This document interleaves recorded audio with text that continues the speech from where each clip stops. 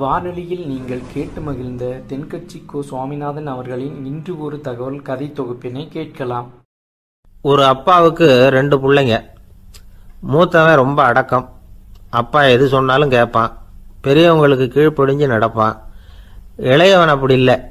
தான் நினைச்சதை தான் சொல்லுவான், செய்வான். அடுத்தவங்க சொல்கிறத கேட்க மாட்டான், அடங்கி நடக்க மாட்டான். இந்த 2 பேரில் யாரை உங்களுக்கு பிடிக்கும்? பெரியவனை தான் பிடிக்கும். ஏன்னா அவன் தான் சொல்கிற பேச்சை கேட்குறவன் அப்படின்னு சொல்லுவீங்க. ஆனால் ஒரு ஞானி என்ன சொல்கிறார் தெரியுமா? ஒரு குழந்தை அதன் அறிவுக்காக மதிக்கப்பட வேண்டுமே தவிர அதனுடைய கீழ்ப்படியும் தன்மைக்காக அல்ல அப்படிங்கிறார். நம்ம குழந்தைகளை சுயமாக சிந்திக்கிறதுக்கு நாம் விடுறதில்ல. மற்றவங்களை பார்த்து காப்பி அடிக்கிறதுக்கு தான் நாம் அவங்களுக்கு கற்றுக் கொடுக்குறோம். புகழ்பெற்ற மனிதர்கள் சிலருடைய பேரை சொல்லி நீயும் அவர் மாதிரி ஆகணும், இவர் மாதிரி ஆகணும் அப்படின்னு சொல்லிகிட்டே இருக்கிறோம். குழந்தைகள் தங்களுடைய தனித்தன்மையை வளர்த்துக்கிறதுக்கு நாம் தடையாக இருக்கிறோம். ஒரு குழந்தைகிட்ட அனாவசியமாக நம்பிக்கையை வளர்த்துடக்கூடாது. எந்த கோட்பாட்டையும் திணிக்கக்கூடாது. நாம் ஏற்கனவே அர்த்தமில்லாத கருத்துக்களையும் கொள்கைகளையும் மனசில் போட்டு நிரப்பி வச்சிருக்கிறோம். இந்த உலகத்துக்கு புதுசாக சேர்ந்திருக்கிற ஒரு குழந்தையின் தூய்மையான மனசில் நம்ம கருத்துக்களை அறிமுகம் செய்ய அல்லது திணிக்கிறதுக்கு நமக்கு எந்த அதிகாரமும் கிடையாது. ஒரு குழந்தைய நீ இந்த மதத்தை சேர்ந்தவன் அப்படின்னு பிறந்ததுமே ஒரு முத்திரை குத்தி போடுறோம். இது அதோட சுதந்திரத்தை ஆரம்பத்திலேயே கிள்ளி எறிகிறது மாதிரி தான். நீங்கள் ஒரு மதத்தின் வழிமுறைகளை கடைப்பிடிச்சிக்கிட்டு வர்றீங்க, அந்த வழியில் போய்கிட்டு இருக்கிறீங்க, சரி, அதனால் போகிறீங்க. அதுக்காக உங்கள் குழந்தையையும் அதே வழியில் தான் வரணும் அப்படின்னு கட்டாயப்படுத்துறதுக்கு உங்களுக்கு என்ன உரிமை இருக்குது? அந்த குழந்தை சுயமாக சிந்திச்சு ஒரு முடிவுக்கு வரட்டுமே, அதுக்கு நீங்கள் ஏன் தடையாக இருக்கிறீங்க? நமக்கு உண்மையிலேயே நம்ம குழந்தை மேலே அன்பு இருந்தால் இது மாதிரி திணிப்பு வேலைகளை செய்யக்கூடாது. திணிப்பு வேலைகளிலிருந்து குழந்தைகளை காப்பாற்றினா போதும். அதுதான் ரொம்ப முக்கியம். அடுத்த தலைமுறை அற்புதமான தலைமுறையாக உருவாகும். நாம் தான் சாதி மத சங்கடங்களில் மாட்டிக்கிட்டு தவிக்கிறோம். அவங்களாவது சாதி மத வேறுபாடு இல்லாத சமுதாயத்தை பார்க்கட்டுமே, அந்த சௌகரியங்களை அனுபவிக்கட்டுமே. அதுக்கு நாம் என்ன செய்யணும்னா ஒன்றும் செய்யாமல் இருந்தால் போதும். ஒரு குழந்தைகிட்ட நம்ம கருத்தை திணிக்கும் பொழுது என்ன ஆகுது தெரியுமா? அது அவனை அவங்ககிட்ட இருந்தே அப்புறப்படுத்தி விடுது. அவனுடைய தனித்தன்மையை அழிச்சுடுது. அவனை ஒரு எல்லைக்குள்ளே திணிச்சுடுது. இதெல்லாம் அன்புங்கிற பேரால் பெற்றோர்கள் செய்கிற தப்பு. இதெல்லாம் கேட்டுக்கிட்டு இந்த காலத்தில் அப்பா ஒருத்தர் சொன்னார், நான் கருத்துக்களை எல்லாம் என் பையன்கிட்ட திணிக்கிறது இல்லைங்க, ஆனால் அதிகமாக சாப்பிட சொல்லி கட்டாயப்படுத்துவேன் அப்படின்னார். உங்கள் வீட்டு சமையல் அவ்வளவு நல்லா இருக்குமான்னு கேட்டாங்க. நல்லா இருந்தால் நான் ஏன் அவனை சாப்பிட சொல்லி கட்டாயப்படுத்த போகிறேன் அப்படின்னார். ஒருத்தன் எப்படி நடந்துக்கிறாங்கிறத வச்சு தான் அந்த ஆள் எப்படிங்கிறத நாம் முடிவு பண்ணுறோம். ஆளுமைன்னு சொல்கிறோம்ல, அதுக்கு சூழ்நிலைகளை ஆளுகின்ற தன்மை அப்படின்னு விளக்கம் கொடுக்குறார் ஒரு உளவியல் நிபுணர். சரி, ஒரு மனிதனுடைய ஆளுமையை உருவாக்குகிற விஷயங்கள் என்னென்ன? பிறப்பு, வளர்க்கப்பட்ட விதம், படிப்பு, நண்பர்கள், சமுதாயம், இப்படி நிறைய உண்டு. ஆளுமையின் அடிப்படையில் சில மனநோய்கள் உண்டாகுது. அதெல்லாம் என்னென்னங்கிறத தெரிஞ்சு வச்சுக்கிட்டோம்னா நம்ம கூட இருக்கிறவங்கள அடையாளம் கண்டுபிடிக்கிறதுக்கு அது ரொம்ப உபயோகமாக இருக்கும். ஃப்ரெனாய்டு ஆளுமை அப்படின்னு ஒன்று. இந்த கோளாறு உள்ளவங்க எப்படி இருப்பாங்க தெரியுமா? அதிக உணர்ச்சி, சந்தேகம், பொறாமை இதெல்லாம் அதிகமாக இருக்கும். வளைஞ்சு கொடுக்க மாட்டாங்க. அடுத்தவங்களோட இணக்கமான உறவு இருக்காது. அவங்க செய்கிற தப்புக்கெல்லாம் அடுத்தவங்களை குறை சொல்லிகிட்டு இருப்பாங்க. இது ஒரு ரகம். அடுத்தது ஸ்கிசாய்டு ஆளுமை அப்படின்னு சொல்கிறாங்க. இந்த கோளாறு உள்ளவங்க அடுத்தவங்களோட பழக கூச்சப்படுவாங்க. சின்ன வயசுலேயே இது ஆரம்பமாயிடுது. பகல் கனவுலேயே சஞ்சரிப்பாங்க.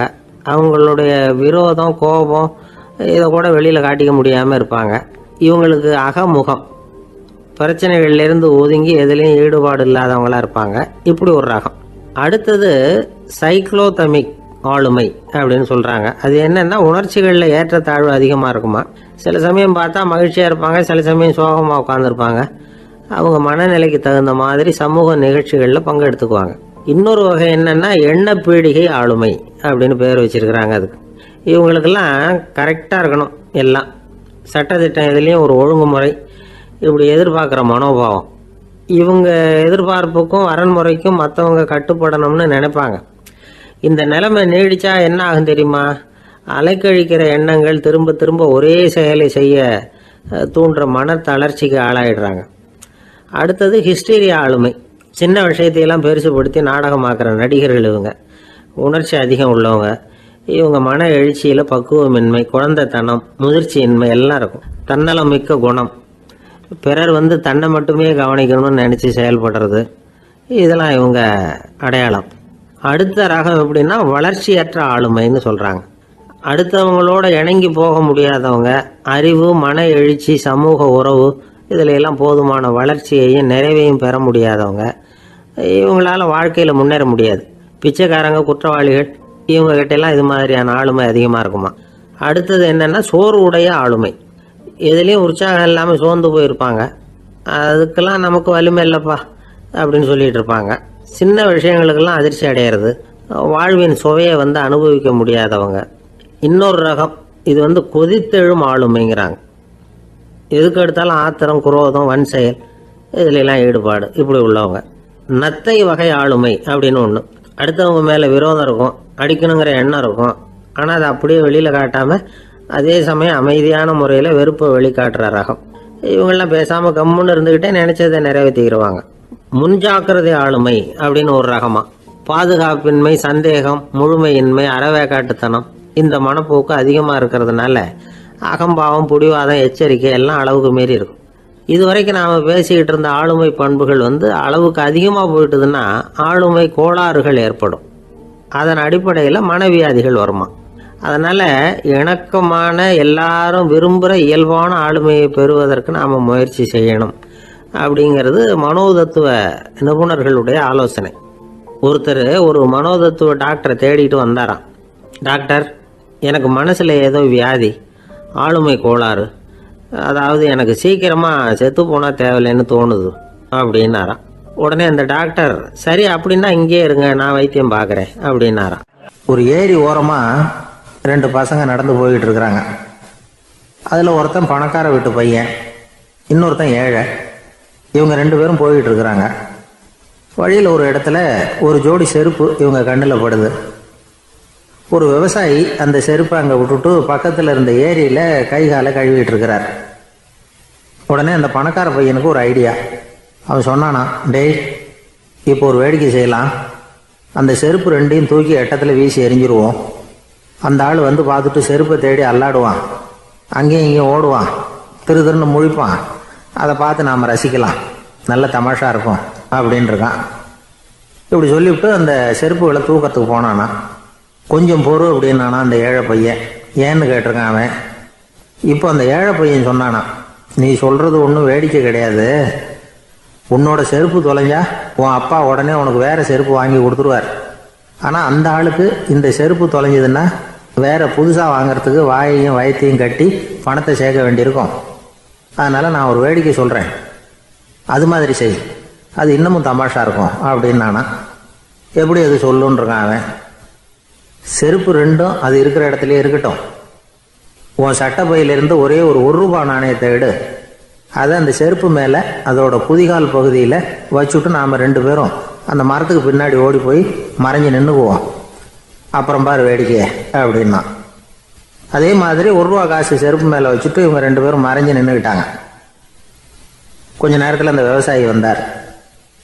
காலில் உள்ள மண்ணை தட்டிவிட்டு செருப்பை மாட்டுறதுக்காக போனார். அங்கிருந்த காசு கண்ணில் போட்டுவிட்டுது. அவருக்கு ஆச்சரியமாக போச்சு. அதை கையில் எடுத்து பார்க்குறார். 4 பக்கமும் திரும்பி திரும்பி பார்க்குறார், யார் இதை வச்சிருப்பான்னு. கடைசியில் ஆகாயத்தை பார்க்குறார்.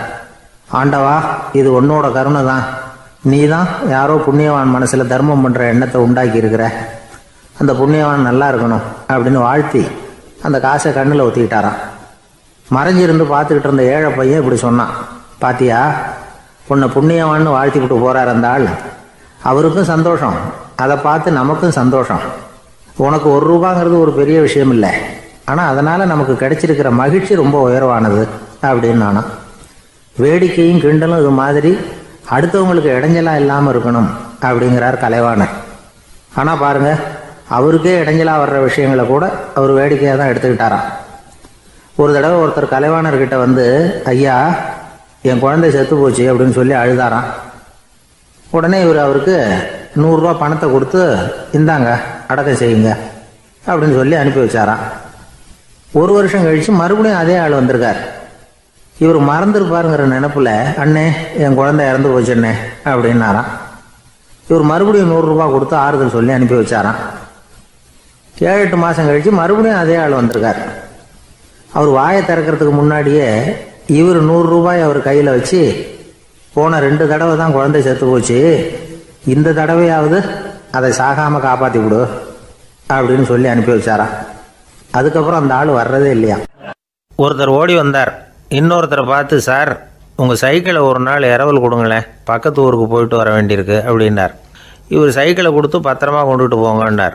சார் இதை பத்திரமா கொண்டு போகிறேன், கவலையே வேணாம், ஏன்னா இது உங்களோட சைக்கிள் அப்படின்னு நான் நினைக்கல, என்னோட சைக்கிளாக நினைக்கிறேன் அப்படின்னார். அதுக்கப்புறம் தான் இவருக்கு உண்மையாகவே பயம் வந்துட்டுது. ஏன்னா அவர் சொன்னது மாதிரி அதை தன்னோட சைக்கிளாகவே நினச்சி தள்ளிட்டு போட்டால் என்ன பண்ணுறது.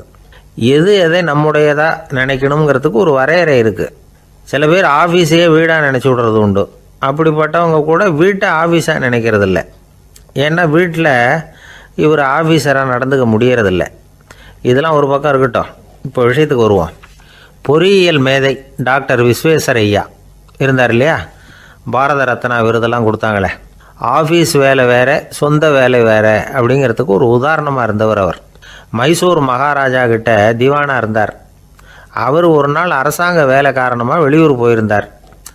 ஹாசன்கிற ஊருக்கு பக்கத்தில் ஒரு பயண மாளிகை, அங்கே தங்கிவிட்டார்.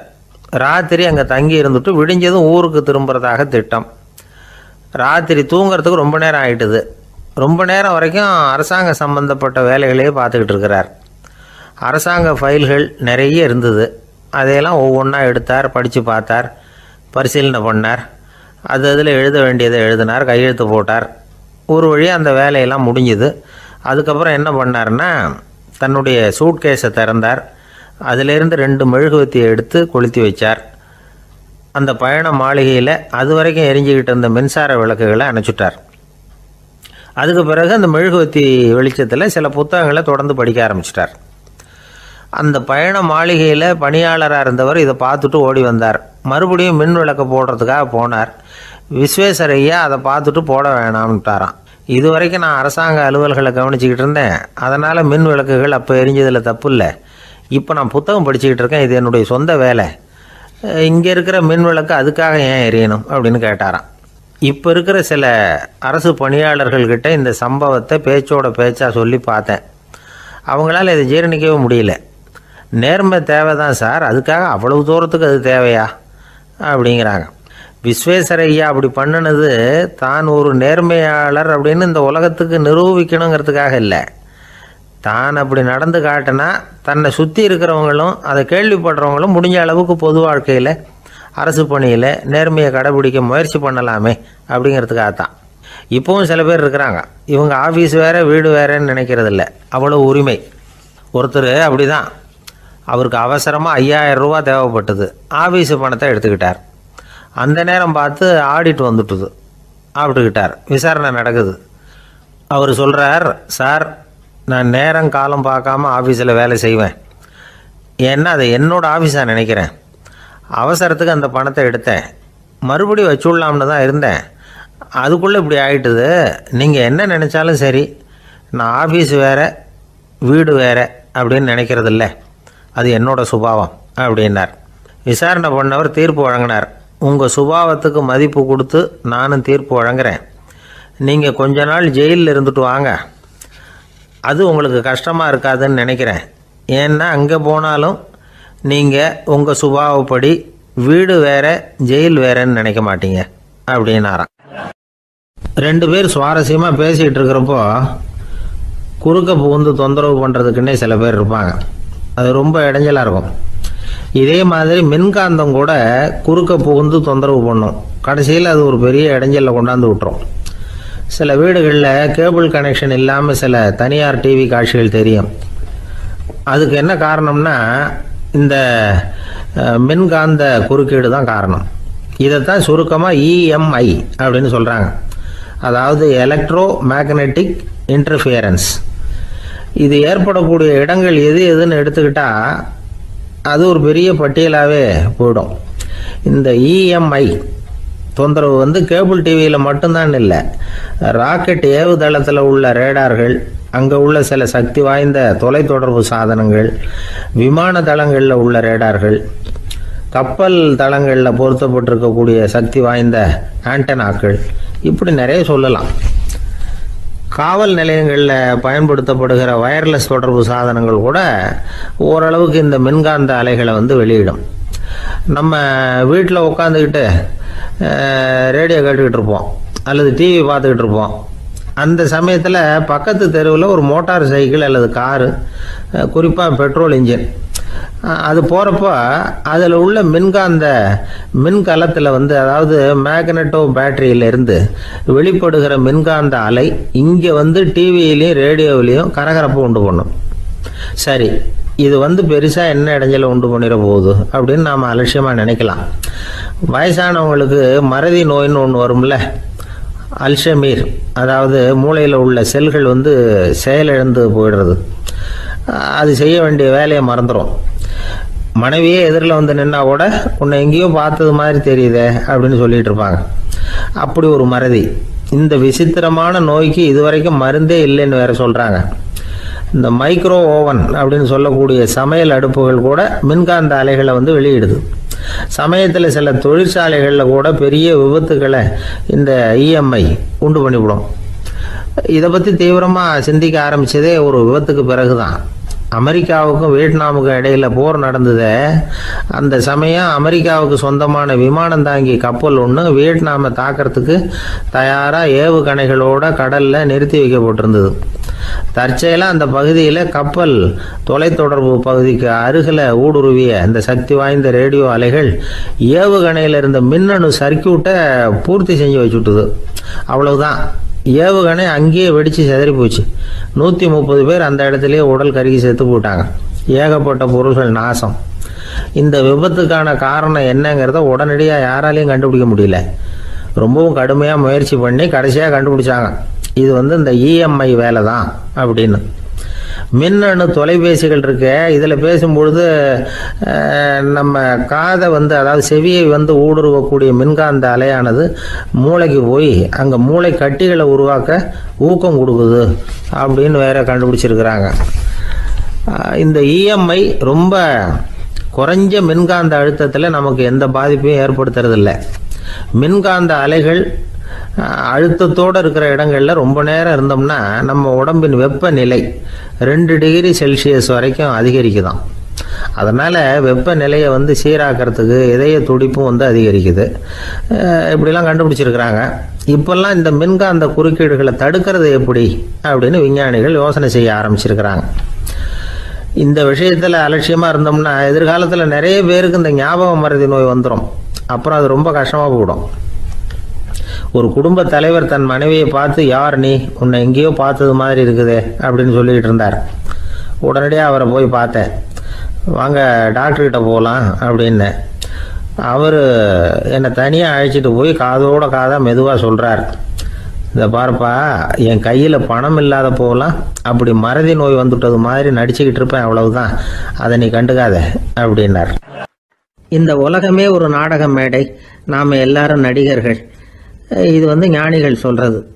இது ஒரு பக்கம் இருக்கட்டும். இந்த உலகத்துக்குள்ளே எத்தனையோ நாடக மேடைகள், எத்தனையோ நடிகர்கள், எத்தனையோ நாடகங்கள், இதெல்லாம் எப்படி ஆரம்பமாச்சு? அதுதான் இன்றைக்கி தகவல். அதாவது ஆதி மனிதன் பேச ஆரம்பிக்கிறதுக்கு முன்னாடி சைகையாலேயே எல்லாத்தையும் சொல்லிக்கிட்டு இருந்தான். அதனால் அப்போவே நடிப்பு ஆரம்பமாயிட்டுது. முதல்ல ஒரு வேட்டையைத்தான் அவன் வந்து நடித்து காட்டியிருப்பான். இவன் எப்படி போனான், எதிரில் மிருகம் எப்படி வந்தது, அதோட எப்படி சண்டை போட்டான், எப்படி அடித்து கொண்டுகிட்டு வந்தான், இதை அப்படியே மற்றவங்களுக்கு நடித்து காட்டியிருப்பான். ஏன்னா மொழி கிடையாது. இந்த காலத்துலலாம் நாடகங்களில் நடிக்கிறவங்கள நடிகர்கள்ங்கிறோம். ஒரு காலத்தில் இவங்களுக்கு என்ன பேர் தெரியுமா? திஸ்பியர்கள் அப்படின்னு பேரான். இதுக்கு காரணம் உண்டு. அதாவது 2000 வருஷத்துக்கு முன்னாடி கிரீஸ் நாட்டில் திசிபியஸ் அப்படின்னு ஒரு ஆள் இருந்தான். அவன் ஒரு பெரிய நாடக கலைஞன். அவன் சில இளைஞர்களை சேர்த்துக்கிட்டான், பயிற்சி கொடுத்தான், நாடக குழுவை உருவாக்கினான். நடிகர்களையும் நாடகத்துக்கு தேவையான பொருள்களையும் ஏற்றிக்கிட்டு போகிறதுக்கு ஒரு வண்டியையும் தயார் பண்ணான். அந்த வண்டியிலேயே அவன் வந்து கிரேக்க நாடு பூராவும் சுற்றினான். ஊர் ஊராக நாடகம் போட்டான். ஒரு ஊருக்கு போனதும் அங்கே நாடகம் நடத்த தியேட்டர் இருக்கா அப்படிங்கிறதெல்லாம் பார்க்கறது இல்லை அவன். ஏன்னா அப்போலாம் தியேட்டர்னா என்னென்ன தெரியாது. நாடகம்னா அது ஒரு மூடிய கொட்டைக்குள்ளே தான் நடத்தணுங்கிறது அப்போ யாருக்குமே தோணலை.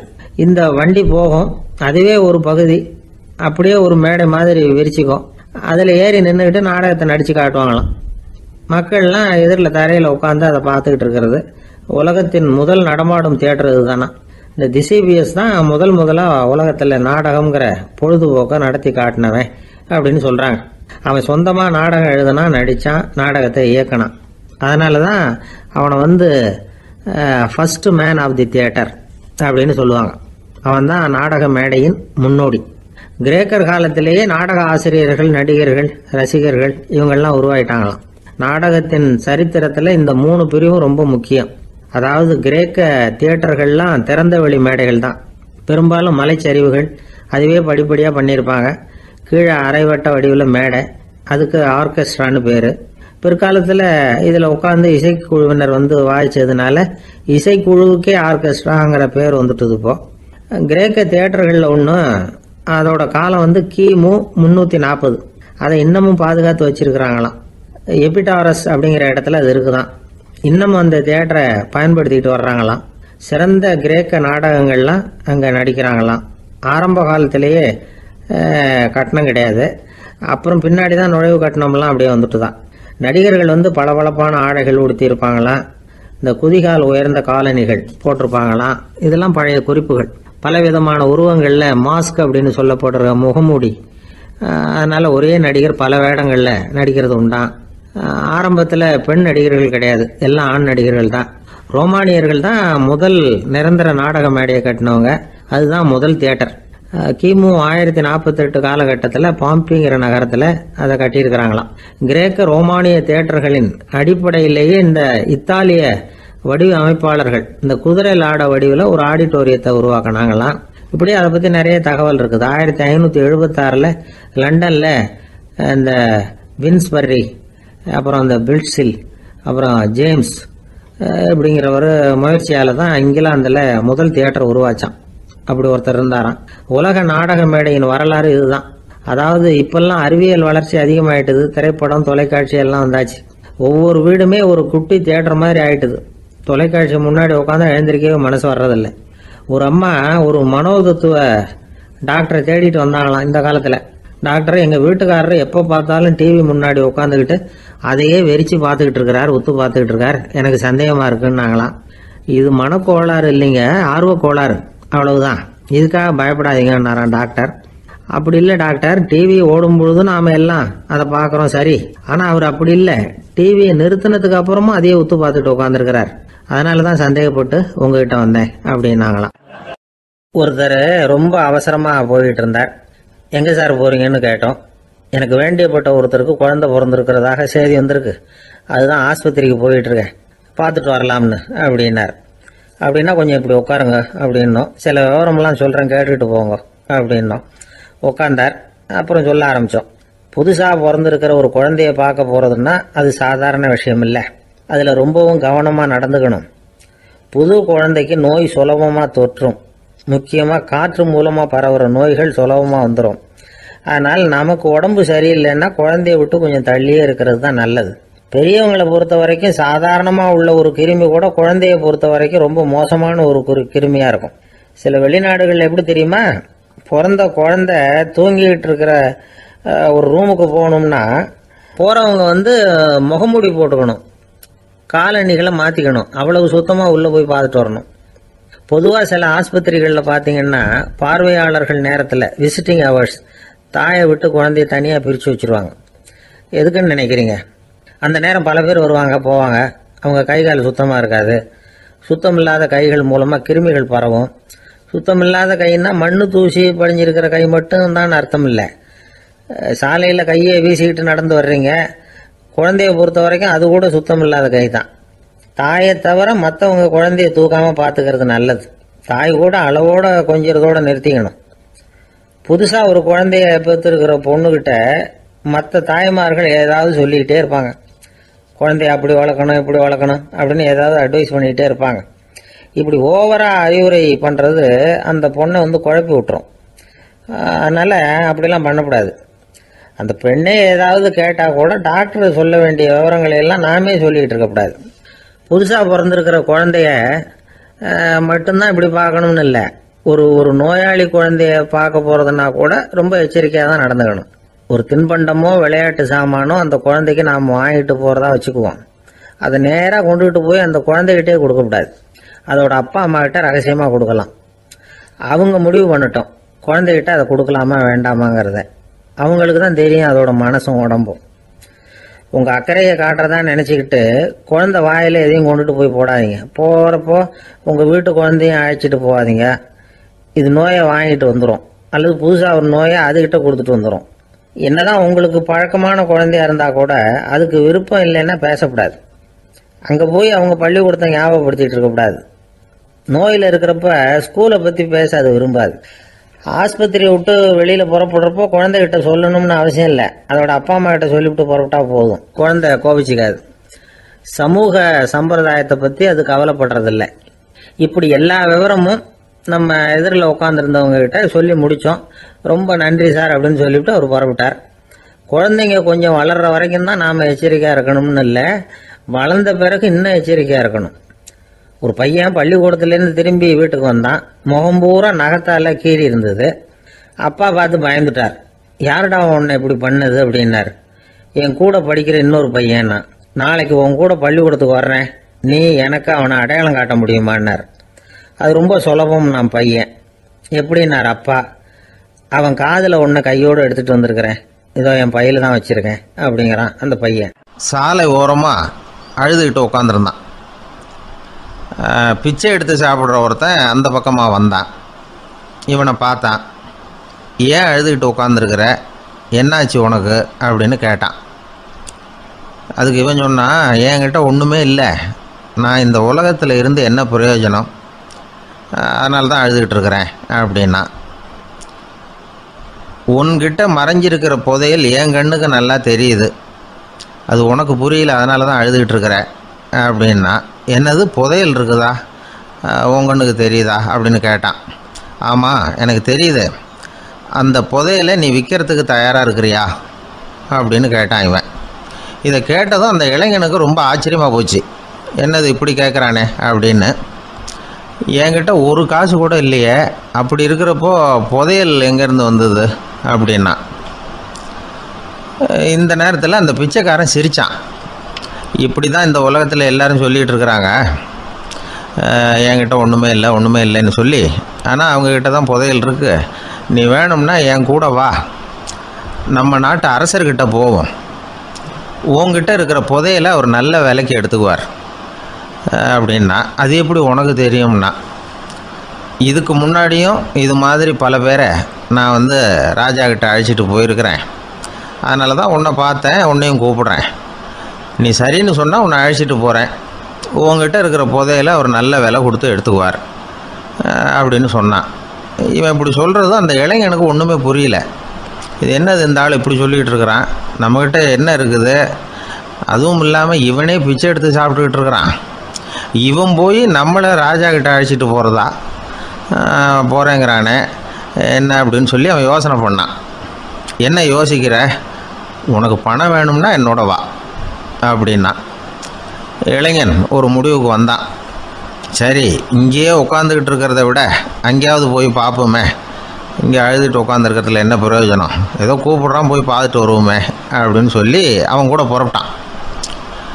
பிச்சைக்காரன் முன்னாடி போயிட்டே இருக்கிறான், இந்த இளைஞன் பின்னாடி நடந்து போயிட்டுருக்கான். ரெண்டு பேரும் அரண்மனையை நோக்கி போகிறாங்க. பாதி வழி போயிருப்பாங்க.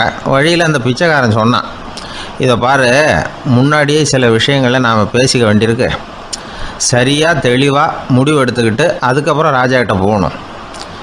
ஏன்னா அங்கே போய் அது முடியாது இது முடியாதுன்னு நாம் நமக்குள்ளே சண்டை போட்டுக்கிட்டு இருக்க முடியாது. ராஜாவுக்கு விலையை பற்றி கவலையே இல்லை, எவ்வளவு சொன்னாலும் நமக்கு பணம் கிடச்சிரும். ஆனால் அதுக்கப்புறம் நான் இதை விற்கிறதுக்கு தயாராக இல்லைன்னு சொல்லிடக்கூடாது. அதனால் புதையலை விற்கிறதா இல்லையாங்கிறத இங்கேயே தெளிவாக முடிவு செஞ்சுக்கணும், இல்லைன்னா ராஜா கிட்ட போய் அங்கே போய் குழப்பிக்கிட்டு இருக்க முடியாது அப்படின்னு சொன்னான். இளைஞனுக்கு ஒன்றுமே புரியல. என்ன சொல்கிற நீ, என்கிட்டயா புதையலா, எங்கே இருக்குது அப்படின்னு சொல்லி குழம்பி போனான். இப்போ அந்த பிச்சைக்காரன் சொன்னான், இதை பாரு, இப்போ உதாரணத்துக்கு உன்னுடைய கண்களை எடுத்துக்கோ, அதுக்கு நீ என்ன விலை கேட்டுற போகிற? நான் அதுக்கு ராஜா கிட்டே இருந்து ஒரு 50,000 ரூபா வாங்கி தர முடியும். உன்னுடைய இருதயத்தை கொடுக்குறியா, 20 லட்சம் ரூபா வாங்கி தரேன். மூளையை கொடுக்குறியா, 30 லட்சம் வாங்கி தரேன். என்ன சொல்கிற அப்படின்னு சொல்லி இந்த பிச்சைக்காரன் பேசிக்கிட்டே போகிறான். இளைஞனுக்கு கோபம் வந்துட்டுது. என்ன உளர்ற, உனக்கு என்ன பைத்தியமா? கண்ணையும் மூளையையும் இருதயத்தையுமா விற்பாங்க? என்ன விலை கொடுத்தாலும் அதையெல்லாம் நான் விற்கிறதுக்கு தயாராக இல்லை, நான் விற்க மாட்டேன். அதை கொடுத்துட்டு நான் என்ன பண்ணுறது? இப்படி நான் மட்டும் இல்லை, யாருமே இதை விற்கிறதுக்கு தயாராக இருக்க மாட்டாங்க அப்படின்னு சொன்னான் அந்த இளைஞன்.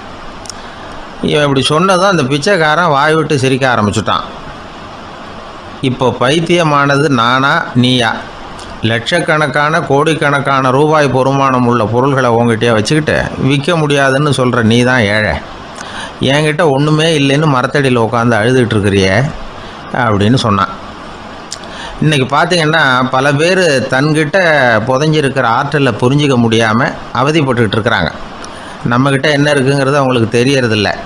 அதனால தான் என்கிட்ட ஒன்றுமே இல்லைன்னு சொல்லி அழுதுகிட்டு இருக்கிறாங்க. இதை விளங்க வைக்கிறதுக்கு பெரியவங்க சொல்கிற கதை இது. நம்மக்கிட்ட இருக்கிற புதையலை நாம் தான் தோண்டி எடுக்கணும். உண்மையான புதையலுங்கிறது உள்ளே இருக்குது, ஆனால் அதை வெளியில் தேடுற ஆசாமிகள் தான் அதிகம். சராசரி மனித இயல்பு அப்படி. நம்மக்கிட்ட விலை மதிக்க முடியாத பகுத்தறிவு இருக்குது, அதை வச்சுக்கிட்டு வாழ்க்கையில் முன்னேறத்துக்கு முயற்சி பண்ணணும். என்கிட்ட ஒன்றுமே இல்லைன்னு நினச்சி ஓரமாக உட்காந்துடக்கூடாது. முயற்சி செஞ்சால் முடியாத காரியம் எதுவுமே இல்லை. ஒரு ரயில்வே ஸ்டேஷன் பக்கம் வெளியில் ஒரு டாக்ஸி நின்றுக்கிட்டு இருந்தது. அந்த பக்கமாக வந்த ஒருத்தர் டாக்ஸி டிரைவரை பார்த்து சொன்னார், ஐயா, உங்கள் வண்டியில் பின் சீட்டில் ஒரு மணி பர்ஸ் கிடக்கு, யாரோ மறந்து விட்டுட்டு போயிருக்கிறாங்க,